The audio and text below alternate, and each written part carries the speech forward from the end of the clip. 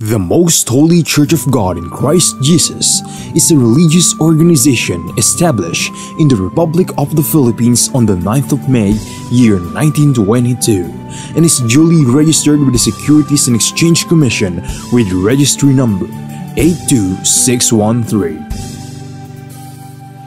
Through faith in the truth revealed by the Holy Scriptures of the Bible, the administration as well as the entire brethren of the Church believe that it is the Most High God, the Lord Christ Jesus, who established the Most Holy Church for the sole purpose of proclaiming Him as the only one true God and Savior whom we should worship and serve with our whole lives, and that He is no other than the Lord Christ Jesus, who manifested in the flesh, and that the Most Holy Church of God in Christ Jesus is His chosen way for us to deliver from our sins and eternal damnation.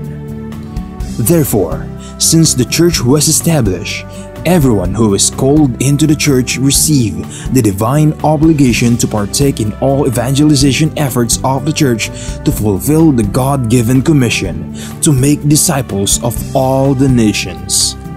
In that case, here is the vision and mission statement of the Church. Vision: the Most Holy Church shall be exalted for the glory of the Most High God. Mission: seed of one world, one nation. Core value: all members of the Most Holy Church are being taught and encouraged to live in agape. Agape is a Greek word which means perfect love and everlasting love. As the Bible further expounds, it is the kind of love that God has for all of us. In fact, God Himself is agape. Agape, or love, serves as the core value of the Church because love is the fulfillment of the law. Ownership and administration: the Most Holy Church of God in Christ Jesus fully believes and proclaims that her sole owner is no one but the Most High God. He is the only King who reigns all over the Church. Everything the Church achieve and will achieve in the future are the works of God. God governs over His Church through His appointed men to administer the Church.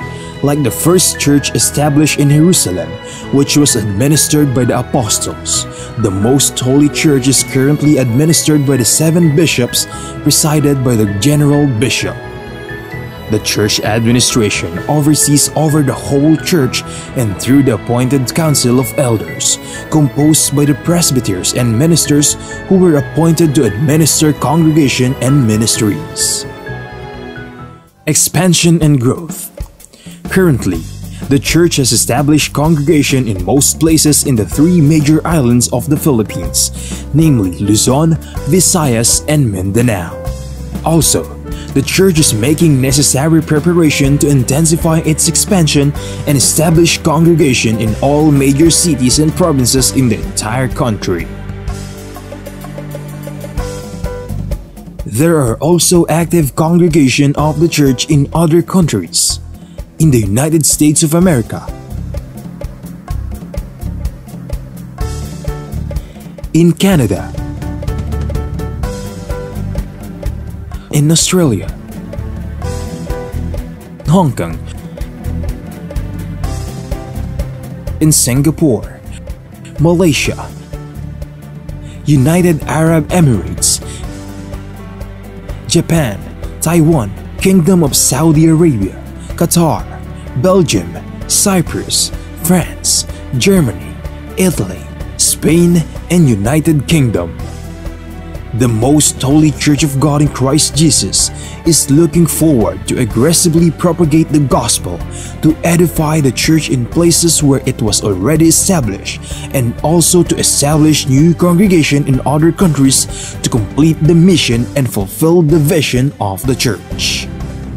Services: since the main purpose of the existence of the Church is to propagate the gospel to all nations, the Most Holy Church established various evangelization efforts of the Church to reach more people even in the farthest corners of the world.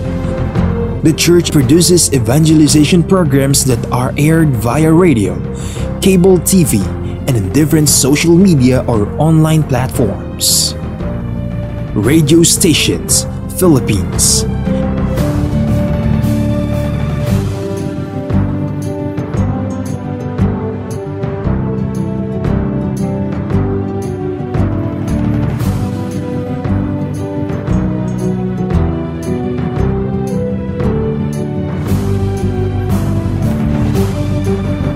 Cable TV channels.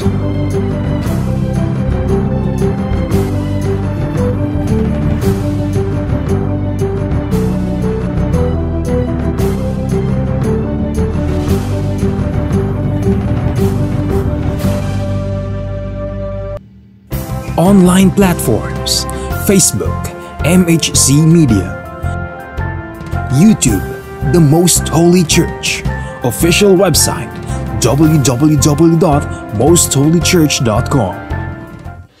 Charity. Aside from actively upholding evangelization efforts, the Most Holy Church is also active in charity works. Here are some of the ministries of the Most Holy Church established to serve both members and non-members of the church. Lingap Agape Ministry. The church established the Lingap Agape Ministry, which engages in community services like goods and charity donations, feeding programs, blood donations, and other services to cater church members and non-members who are in need. Damayang Kristiyano. On May 1, 2004, the church administration established the Damayang Kristiyano Ministry that aims to help the needs of the family of a deceased member of the Most Holy Church, especially in their burial expenses. Schools. Pristine Heritage Academy, formerly known as Pristine Learning and Tutorial Center. The Pristine Heritage Academy was established by the Most Holy Church in February of 2009. The school is open to all church members and non-members alike for the fulfillment of a part of the Most Holy Church community service. Mahanaim Evangelical Academy. The church administration aimed to give standardized education and training to church members who aspire to become missionary workers and ministers of the church. Thus, in 2018, the church administration established the Mahanaim Evangelical Academy that provides classroom lectures and on-the-job training so that aspirants to partake in the Lord's mission may be molded to become a proud messenger of God. The Mahanaim Evangelical Academy mainly holds its training in Gabay Center, the training facility of the Most Holy Church located at Barangay Sumalo, Municipality of Hermosa, Province of Bataan, Philippines. The Centennial Celebration of the Most Holy Church. The Most Holy Church of God in Christ Jesus recently celebrated its 100th anniversary on the evening of the first day of May 2022 at the Gabay Center, the newly built facility of the church situated at Barangay Sumalo, Municipality of Hermosa, in the province of Bataan, Philippines. On the morning of the same day, the church held the inauguration and dedication of the Gabay Center. The Gabay Center is a training facility of the church, built through the favor of God and the collective efforts of the entire brethren from around the globe. From the proud members of the church, we are inviting you to join us and be a member of the Most Holy Church of God in Christ Jesus, so that we may share the ever-abounding favor of God towards His beloved children. Please take time to listen to the preaching of all the topics composing the lessons of spiritual salvation, so that we may share to you the teachings and doctrines of the Most Holy Church, which are purely based on the Bible that will lead us to our soul's salvation.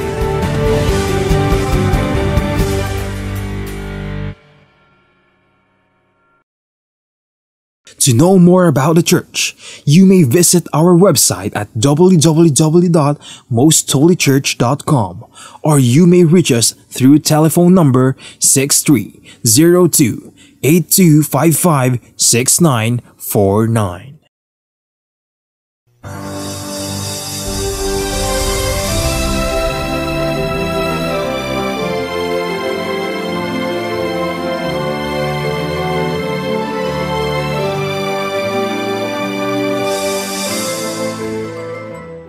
Kapayapaan po, mga giliw naming mga taga-subaybay, at salamat sa ating Panginoon Diyos sa patuloy na pagkakaloob niya sa atin ng ating buhay at kalakasan. At dahil dito ay patuloy naming ipinapanalangin sa Diyos na ang buhay at lakas na ito ay magamit natin ng malaking bahagi sa pag-alam pa at pagtuklas pa ng mga banal na kalooban ng Diyos sa pamamagitan po ng mga nakasulat sa banal na kasulatan. At ito po ay inihahatid sa inyo ng programang ito na ang Kabanal-Banalan.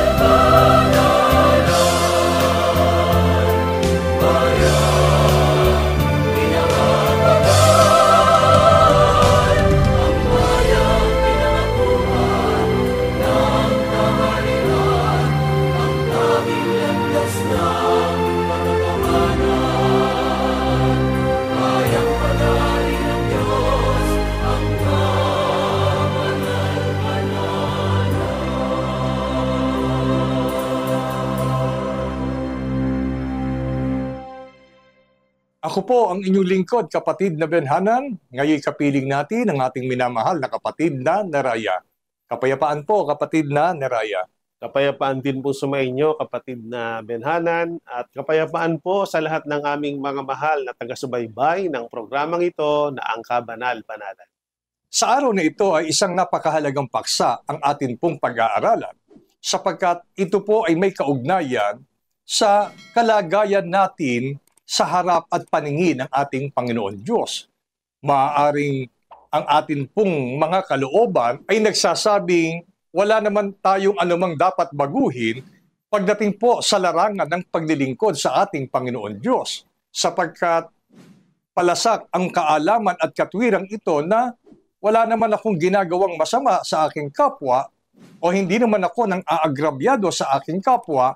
Yun ay pinapaging sapat na upang masabi ko sa aking sarili na wala akong dapat baguhin sa pagitan namin ng ating Panginoon Diyos. Pero alam niyo po ba, mga giliw naming taga-subaybay, lingid sa ating kaalaman, mayroon pong itinuturo ang Biblia sa kung ano ang totoong estado natin sa harap ng ating Panginoon Diyos. Sapagkat ang paksa ay nagsasabing tayo ay makipagkasundo sa Diyos.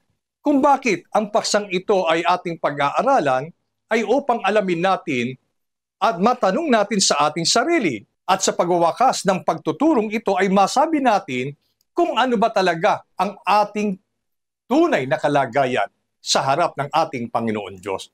Ako ba'y kasundo ng Diyos o ako ba ay hindi kasundo ng ating Panginoon Diyos?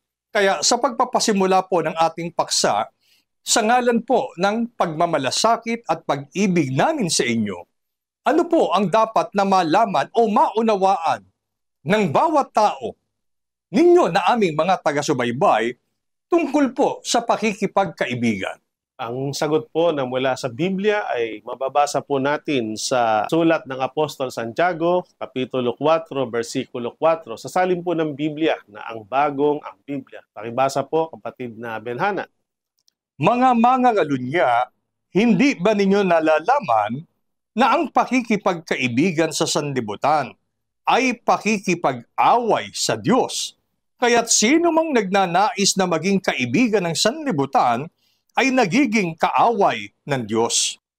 Sa mga talatang ito na binasa po ng ating kapatid na Benhanan, ay maunawa natin sa isang panahon na ang Apostol Santiago ay nagtuturo at ang isang bagay na kanyang tinatalakay ay may kinalaman sa tinatawag na pakikipagkaibigan.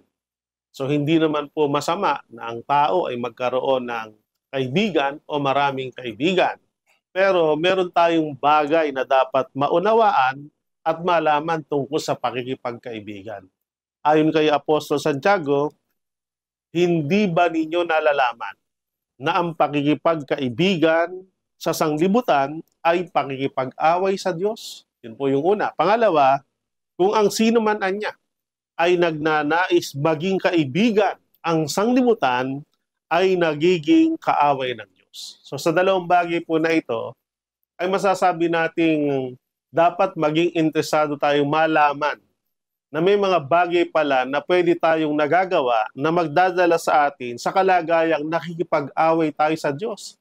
O kaya naman tayo ay pwede na nagiging kaaway ng Diyos. At kung ano po ito, sabi ng Apostol Santiago, yung ang tao ay nakikipagkaibigan sa sanglibutan, sa ganung paraan, yung gayong gawain ay pakikipag-away sa Diyos. At kapag ka nagnanais ang tao na maging kaibigan ang sanglibutan, ang kanyang magiging kalagayan, nagiging kaaway ng Diyos. At pwede ko pong sabihin, yan ang isang pinakamahirap na kalagayan ng isang taong nabubuhay sa mundo, na bilang tao, lingid sa kaalaman niya, na yung ginagawa pala niyang pakikipagkaibigan sa sanglibutan, nakikipag-away na pala siya sa Diyos. At siya pala ay nagiging kaaway na ng Panginoon. Kaya ko po sinabing pinakamahirap na kalagayan dahil sa kabaliktaran, kung ang pag-uusapan natin ay mapalad na kalagayan, nabubuhay nga tayong kaibigan natin ng Panginoon para yung suporta ng Diyos bilang napakabuting kaibigan ay mapasa atin. Pero ang lohika naman na ito, pag hindi natin naging kaibigan ng Diyos, siya'y magiging kaaway natin. At dalawa lang po ang pwedeng ginagawa ng tao nahahantong sa kanya para siya'y maging kaaway ng Diyos. Siya ay magkaroon ng mga gawa na nakikipagkaibigan sa sanglibutan o nagnanais siyang maging kaibigan ang sanglibutan. Yan po, mga giliw naming mga taga-subaybay, alam niyo po, sa mundong ito, sa ibang salita ng pakikipagkaibigan ay gaya po ng pakikisama. Di po ba? Walang iniwan ito sa katwiran ng tao para ikaw ay walang maging kaaway, ay pakisamahan mo ang mga taong nasa paligid mo. Pero ito pong pagkakataong ito ay isang maliwanag na pagtuturo sa atin na hindi po lahat ng mabuting pakikisama sa sinuman ay lumilikha ng kaibigan. Ito po yung pakikisama na lumilikha ng panibagong kaaway, sapagkat kung ang tao ay makikisama sa sanglibutan, yun naman ang panahon na nakikipag-alit o nakikipag-away ang tao sa ating Panginoon Diyos. Yamang tayo ngayon ay nasa sanlibutan. O pwede bang ang tao ay hindi maging kaibigan ng sanlibutan? At sa isang paraan ng pagtatanong, kapatid na Neraya, ano po ba yung mga gawa ng tao o paraan ng kanyang pamumuhay na nagsisilbing gaya ng siya'y nakikipagkaibigan sa sanlibutan at nagiging kaaway naman siya ng ating Panginoon Diyos? Ipinaliwanag po yan ng Biblia sa pamamagitan ng Apostol Juan. Mababasa po natin yan sa unang Juan, Kapitulo 2, versikulo 15 hanggang 17. Sasalin po ng Biblia na Tagalog Popular Version. Huwag ninyong ibigin ang sanlibutan o ang mga bagay sa sanlibutan. Ang umiibig sa sanlibutan ay hindi umiibig sa Ama, sapagkat ang lahat ng nasa sanlibutan ang nakapupukaw sa masamang pita ng laman, ang mga nakatutukso sa paningin at ang karangyaan sa buhay ay hindi nagmumula sa Ama kundi sa sanlibutan. Mapaparam ang sanlibutan at lahat ng kinahuhumalingan nito, ngunit ang sumusunod sa kalooban ng Diyos ay mabubuhay magpakailanman. Bilang tulong po sa ating lahat para maunawaan natin itong tinatalakay natin na kapag ka nakikipagkaibigan tayo o iniibig natin ang sanglibutan ay magiging kaaway tayo ng Diyos, tiniyak po ni Apostol Juan kung alin yung mga bagay na nasa sanglibutan na iniibig ng tao na magiging dahilan para ang tao po ay maging kaaway ng Diyos. At dito po sa mga talatang binasa, meron 3 bagay na tinalakay si Apostol Juan na kapag inibig natin ito at pinahalagahan, Yon ang talagang kahulugan o ibig sabihin ng pakikipagkaibigan sa sanglibutan at tayo nagiging kaaway ng Diyos. Isa-isahin po natin. Una, yun anyang mga bagay na nakapupukaw sa masamang pita ng laman. Yun po yung una. Pangalawa, ang mga nakatutukso sa paningin. At ang pangatlo, at ang karangyaan sa buhay. So yun po yung tatlong bagay. Liwanagin na po natin kung ano yung nakapupukaw sa masamang pita ng laman. Ito po yung mga bagay na humihikayat sa tao para siya po ay matukso at para siya ay magkasala. Ang tawag po dyan ay pita ng laman o pagnanasa ng laman na kapag ito'y kinahumalingan ng tao, kapag ito ang mas pinili o inibig niyang gawin, isa ito sa gawa na kapagkakasala na magiging dahilan para ang tao sa sanglibutan ay umiibig at siya'y maging kaaway ng Diyos. Yung mga bagay niya na nakatutokso sa paningin. Kasi po, itong mata bilang isa sa mahalagang sangkap ng ating pagkatao na nilikha ng Diyos ay inaasahan niyang gagamitin natin ito sa pagtingin sa mga bagay na ikabubuti. Pero meron po mga tao, ang mata ay ginagamit para itingin sa mga bagay na magdadala din sa kanya sa pagkatukso o pagkakasala. Kaya minsan po, sinabi ng Panginoon, kung ang mata mo makapagpapatisod sa'yo, dukitin mo. Kaysa naman sa meron kang mata, magkakasala ka at ikaw ay mapapa sa impyerno. Ang isa sa gamit ng mata, yung mataan niya na ginagamit sa pangangalo niya o mata na ginagamit sa pakikapid. So ang alam lang po ng taong pakikapid o pangangalo niya, yung meron ka ng asawa, nakikipagrelasyon ka pa sa iba. Pero sabi ng Panginoon, kapag yung mata mo, ginamit mo para tumingin sa isang tao o babae o lalaki na may masamang hangad o may pagnanasa, isang uri na rin po yun ng kasalanang pakikiapin o pangangalo niya. Yun po yung mga bagay na nasa sanglibutan na kung hindi natin iingatan ang ating mata, ay nagagamit natin sa mga bagay na nakatutokso. At ang panghuli, na ikatlong bagay na nasa sanglibutan, yun anyang karanyaan sa buhay. Ang gusto po ng Panginoon sa atin mabuhay po tayo ng isang simple o payak na pamumuhay. Bagamat hindi naman po talagang masamang maging mayaman, hindi po masama na maging masagana o umunlad ng ating buhay sa sanglibutan. Pero iba po yung tinatawag na karangyaan. Ito po yung malabis na pagnanais na makamta ng mga bagay na nasa sanglibutan, na sa pagnanais na mapasa kanya ang mga bagay nito. Sabi nga, kahit yung kaluluwa niya, pwede niyang isanla kay Satanas. Yung mga ganyang tao, kapalit lang ng kagustuhan na maging marangya ang buhay. At minsan, ang nag-uudyok sa kanya para marating niya yung ganong kalagayan, yung inggit. Opo. Pagka yung kanyang mga kakilala, nakikita niya umaasenso sa buhay, umuunlad, naiinggit siya. At bunga ng inggit, parang gusto niyang magkaroon din noon o kaya ay kahit sa anong paraan, kahit sa illegal na paraan, ay hangarin niyang lagpasan pa para maging marangya lang ang kanyang kalagayan. Na dahil sa malabis na paghahangad, nagdadalayo sa tao na pasukin na nga yung mga illegal na bagay para siya magkasala. So yan po ang mga tinutukoy na nasa sanglibutan na hindi mula sa Ama, kundi nasa sanglibutan na kung yan ang ating pipiling ibigin o mahalin at yan natin inilaan ang ating buhay, yan ay pakikipag-away o magiging kaaway natin ang ating Amang Diyos. Mga giliw naming mga taga-subaybay, pansinin po natin ang mga pagtuturong ito. Sa isang sumaryadong pagkaunawa, anumang bagay na ikinasisiya o ikinagagalak ng lupang katawang ito na nagdudulot ng pansamantalang kaligayahan at hindi ayon sa kalooban ng Diyos ay maghahatid sa tao sa pagiging kaaway ng Diyos.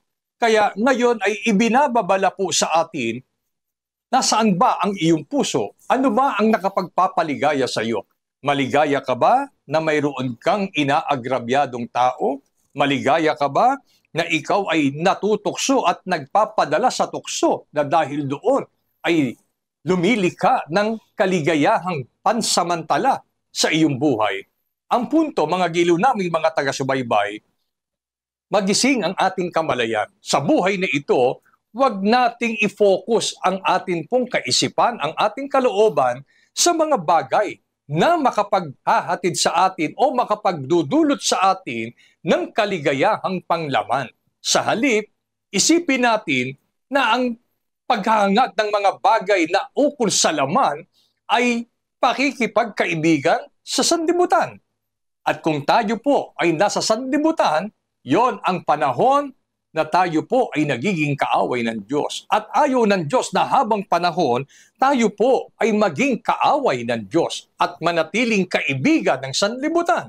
Sapagkat alinsunod sa Biblia na atin pong nabasa kanina, lahat ng mga bagay sa sanlibutan na iniibig ng sangkatauhan ay mawawala at mapaparam, mga giliw naming taga-subaybay. Kaya sa dulo ng talata ay nagsasabi naman, ngunit ang sumusunod sa kalooban ng Diyos. Ibig sabihin, sila na nakikipagkaibigan sa Diyos ay mabubuhay magpakailanman.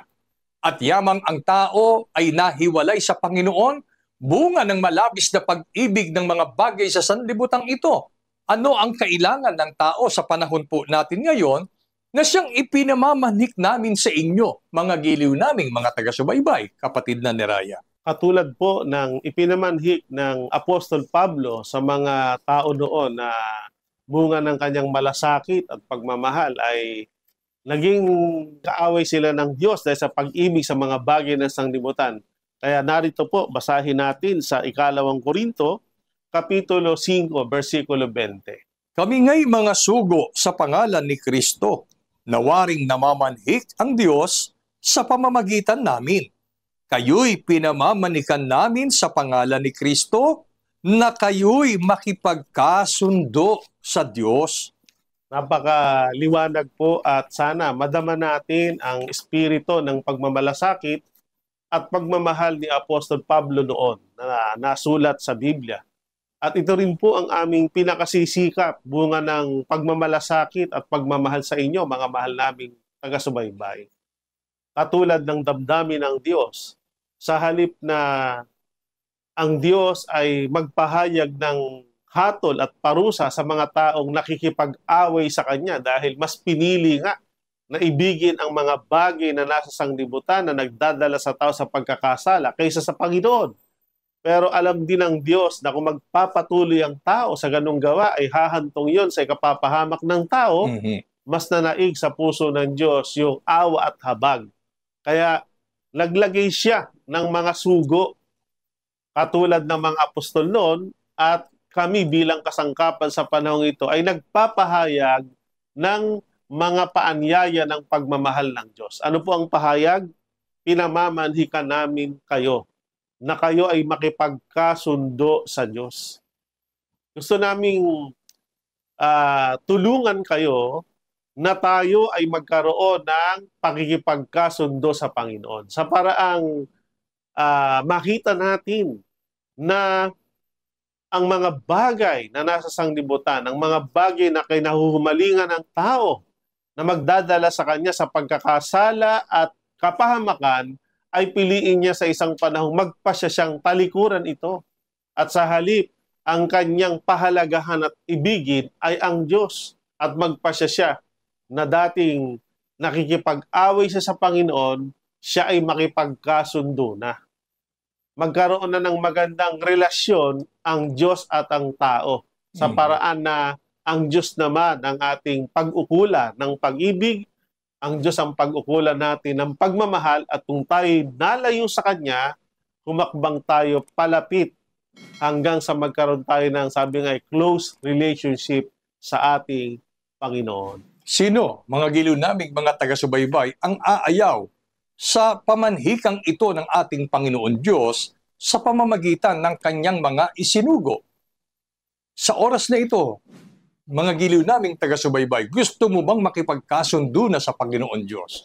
Sapagkat wala tayong anumang masusulingan sa mundong ito na maghahatid sa atin sa isang tiyak at ligtas na kalagayan, malibang ang tao ay makipagkasundo. Madali sa Panginoon Diyos na tayo'y gawaran ng kaparusahan. Pero samantalang, meron pa tayong pagkakataon na ibinibigay ng ating Panginoon Diyos, tayo na po.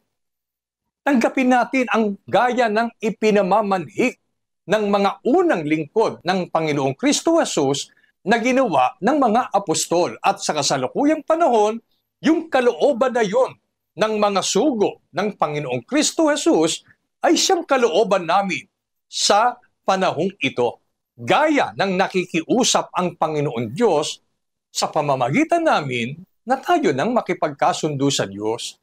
At malibang ang tao'y tanggapin niya ang kanyang tunay na kalagayan, pwede niyang sabihin at pagmatigasin ang kanyang puso, basta ako, hindi ko naman kaaway ang Diyos. Sa'yo yan. Pero ang mga gawa na naghahayag ng ating pagiging kaaway ng Diyos ang magsasabi mismo. Kaya wag po nating dayain ang ating sarili, sapagkat kung dadayain natin ang ating sarili, ay maghahatid ito sa atin ng pagiging kaaway at mananatiling kaaway tayo ng ating Panginoon Diyos. Sa ganitong kalalagayan namin kayo, ibig tulungan. At sana po, gaya po ng pakiusap ng Panginoon, tanggapin natin ang pamanhik na ito na makipagkasundo tayo sa Diyos. Kapatid na Neraya, ano po kaya ang mga gawa o kalooban o kaisipan ng mga taong nag-iibig na tunay na makipagkasundo sa ating Panginoon Diyos? Ano yung nasa kalooban na dapat makita ng Panginoon Diyos para patunayan ng tao na ibig niya talaga na iwanan ang mga bagay sa sanglibutan at bumaling na siya sa Panginoon Diyos upang maging kaibigan siya ng Diyos sa pamamagitan ng pakikipagkasundo niya sa Diyos? Ang sagot po na muli ay mababasa natin sa Biblia ay nasulat po sa Ikalawang Kronika. Ang kapitulo ay 7 at ang bersikulo po ay 14. Sasalin po ng Bibliang Tagalog Popular Version. Ngunit sa sandaling ang bayang ito na aking pinili ay magpakumbaba, manalangin, hanapin ako at talikdan ang kanilang kasamaan, diringgin ko sila, patatawarin ko sila, at ibabalik ko sa kanilang lupain ang katiwasayan at kasaganaan. Maliwanag po ang pahayag na ito mismo na mula sa ating Panginoong Diyos. Ito ay isang pangyayari na ganap sa dating noon ay tinawag na bayan ng Diyos, ang bayang Israel. Nung unang panahon, napakaganda ng relasyon ng mga Israelita sa Diyos at ang relasyon ng Diyos sa mga Israelita. Sila ay magkasundo. Pero dahil nga nabaling ang pagmamahal o pag-ibig ng mga Israelita sa mga bagay ng sanglibutan at nagawa nilang talikuran ng Panginoon, sa halip na yung Panginoong Diyos ang kanilang ibigin ay ang inibig nila ang sanglibutan, naging kaaway nila ang Panginoon. Pero palibhasa ang Diyos po ay mayaman sa awa at dahil sa kanyang malaking pag-ibig, binigyan niya po ng mabuting pagkakataon para ang mga Israelita ay makipagkasundo sa kanya. At meron pong 4 na mahalagang bagay na sinabi ang Panginoon na kailangang makita niya sa puso o sa kalooban ng mga Israelita, at ito rin ang gusto ng Diyos na makita sa puso o kalooban ng tao para ang Diyos at ang tao ay muling magkasundo. Ano-ano po ito? Sabi sa talata, sabi ng Diyos, kung sila anya'y magpakumbaba, yun ang una. Pangalawa, manalangin. Ang pangatlo, hanapin ako. At ang panghuli, bilang ika-4, talikdan ang kanilang kasamaan. Sabi ng Diyos, pag ginawa nila na sila'y nagpakumbaba, nanalangin, hinanap ako, at tumalikod sa kanilang mga masamang gawain, diringgin ko ang kanilang tinig. Patatawarin ko sila sa mga bagay na kanilang ipinagkasala na naging dahilan para sila'y malayo sa akin, At ang pangako ng Diyos, ibabalik ko sa kanilang lupain ang katiwasayan at kasaganaan. Dahil nga nung panahon sila'y nawalay sa Panginoon, mula sa mapayapang pamumuhay, nagulo yung buhay nila. At mula sa masaganang pamumuhay, naghirap sila. So ito rin po ang nananatiling kalooban ng Diyos at gusto niyang masumpungan sa lahat ng tao. Tayo na pong magpakababa, tayo na pong magpasakop sa Panginoon. At kung tayo ay hindi nananalangin, tayo na pong dumulog sa Panginoon. Huwag tayong magdalawang isip, baka hindi ako pakinggan ng Diyos. Kung ang panalangin mo ay panalangin ng pagsisisi, panalangin ng pagbabalik loob sa Panginoon, diringgin niya, pinangako niya yan. Kailangan lang hanapin natin siya at kung saan siya naroon ay dumuon tayo at magpasya na po tayo. Natalikuran na natin yung mga bagay na ating pinagkakasala at makakaasa po tayo. Diringgin tayo ng Panginoon, gaano mang kalaki at gaano mang karami ang ating naging kasalanan, patatawarin niya tayo at ibabalik na tayo sa magandang kalagayan. Makapamumuhay tayo sa mapayapa at matiwasay na pamumuhay at makakaahon tayo sa dalawang uri ng paghihirap. Yung naghihirap na yung kalooban mo, naghihirap pa yung buhay mo. Pwedeng bigyan ka ng Diyos ng kasaganaan. Pawiin ng Diyos yung paghihirap ng kalooban mo at ang paghihirap ng iyong pamumuhay. So ito po ang kailangan nating pagbulayan at kailangan nating pagsikapang gawin para tayo po ay magkaroon ng pakikipagkasundo sa ating Panginoong Diyos. Mga giliw naming mga taga-subaybay, tandaan po natin yung 4 na bagay na ipinaliwanag po sa atin at number 1 po doon sa dapat na maging laman at dapat na nasa ating puso't kalooban ay ang pagiging mapagpakumbaba. Ang pagpapakababa ay naghahayag ng lubos nating pagpapasakop sa kalooban ng Diyos. Sapagkat kung ang tao'y mananatili sa kataasan ng kanyang pag-iisip, kailanman ay hindi niya magagawa na makipagkasundo sa Diyos. Kahit nga po sa tao, di po ba? Opo. Kapag ka sa dalawang taong may alitan, yung gumawa ng mali ay may mataas na kalooban, by never niya na gagawin ang pakikipagkasundo doon sa kanyang pinagkasalaan. Kaya sa tao number 1 at napakakailangan ang paging mapagpakumbaba. Tayo na, magpakumbaba tayo sa harap ng Panginoon na gaya ng sinasabi at inaamin natin, Panginoon, patawarin mo ako. Ako'y nagkasala sa iyo sa paraang mas inibig ko ang mga bagay ng sanglibutan. At gaya po ng paliwanag, kalakip ng atin pong pagpapakababat pananalangin sa Panginoon na hinahanap na natin ang Panginoon Diyos na maghari at maging kasundo natin sa buhay na ito, tayo po'y tumalikod sa kasamaan. At sabi ng Biblia, diringgin tayo ng Panginoon. Hindi po ba't napakagandang offer ito sa ating Panginoon Diyos?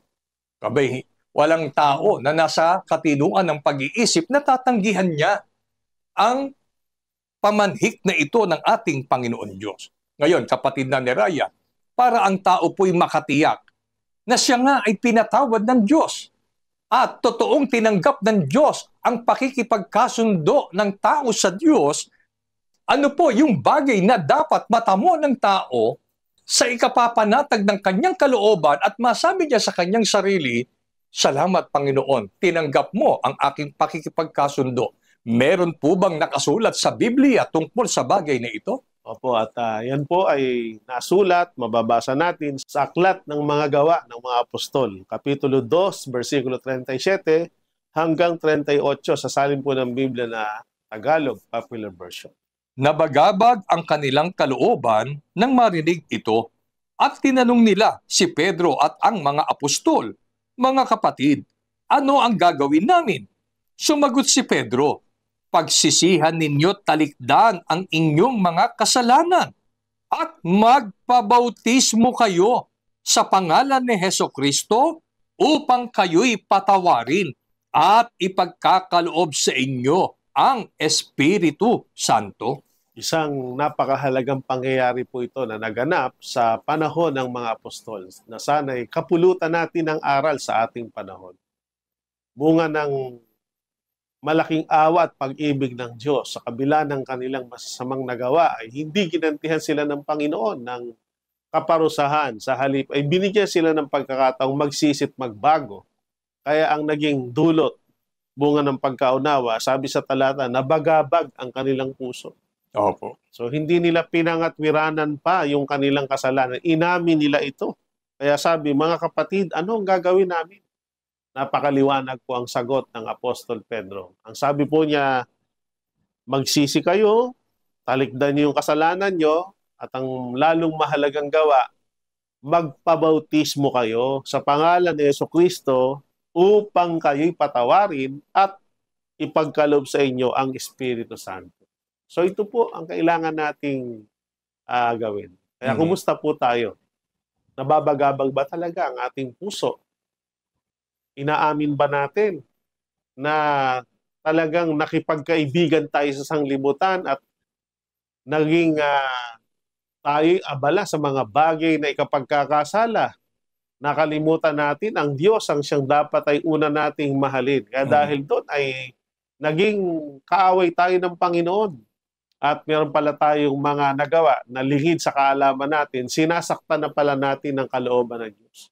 Dahil katumbas pala yun ang salitang ipinagpalit natin siya sa mga bagay na mas minahalaga natin. Kaya upang tayo po ay mapatawad sa mga kasalanang yan, sana po magsisi na tayo, paligdan natin talaga yung ating kasalanan, at tayo po ay magpabautismo. At kung saan tayo magpapabautismo, napakalinaw, tiyakin natin yung bautismo na magaganap sa atin ay sa pangalan ng Panginoong Jesucristo. At yan nga po ay nangyayari sa loob ng kabanal-banalang iglesia. Binabautismuhan ang lahat ng mga taong nagsisisit handang tumalikod sa kasalanan sa pangalan ng ating Panginoong Jesucristo. At makakaasa tayo ayon sa salita ng Apostol Pedro, ang kapatawaran ng Diyos ay mapapasa atin. Kaya makakapanumbalik tayo sa Kanya, magkakaroon tayo ng maayos na relasyon, magiging kasundo natin ang Panginoon. At ang lalong mahalaga, tatanggapin natin ang kaloob ng Espiritu Santo. Narito po, mga giliw naming mga taga-subaybay, ang tiyak na paraan o proseso para po makipagkasundo ang tao sa Diyos. Hindi po sapat na sinasabi lang natin sa ating panalangin, Panginoon, patawad po, tinatalikuran ko na po ang aking kasalanan, period.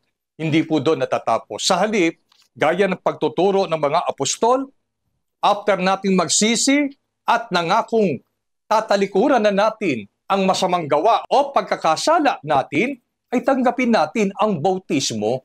Yung bautismong sinasabi ni Apostol Pedro, yun po yung bautismong tinanggap nila bilang mga unang lingkod ng Panginoong Kristo Jesus. Saan? Alinsunod sa Biblia, sila'y binautismuhan sa isang katawan. At yung katawan na tinutukoy ng Apostol Pablo sa mga talatang yon ay ang iglesia. Opo, sa iglesyang pag-aari ng Diyos, tumanggap ng bautismo ang mga apostol at ang mga unang Kristiyano sa kanilang kapanahunan. At yun po ay tumatagos sa atin pong kapanahunan ngayon. Tanggapin natin ang isang bautismong itinuturo ng Biblia. Sa makatwid, ang bautismo sa pangalan ng ating Panginoong Kristo Jesus sa loob ng kanyang iglesyang pag-aari. Sa makatwid bagay, sa kabanal-banalang iglesia ng Diyos kay Kristo Jesus. Dito namin kayo hinihikayat. Dito namin idinadalangin sa Panginoon na kayo ay makapiling namin at totoong tanggapin ng Diyos ang ating pakikipagkasundo sa Kanya. Pagpala sa atin ang pagtuturong pong ito mula po ngayon at magpakailanman. Amen. Maraming salamat po sa inyong pagtangkilik sa palatuntunang ito ng Kabanal-Banalang Iglesia ng Diyos kay Kristo Jesus. Kung nais po ninyong mapanood ang iba pa naming programa, at upang lubos po ninyong makilala ang Kabanal-Banalang Iglesia ng Diyos kay Kristo Jesus, mag-subscribe sa ating YouTube channel na The Most Holy Church bisitahin ang aming Facebook page na MHC Media. At bisitahin ang ating official website na www.mostholychurch.com. Maraming salamat po.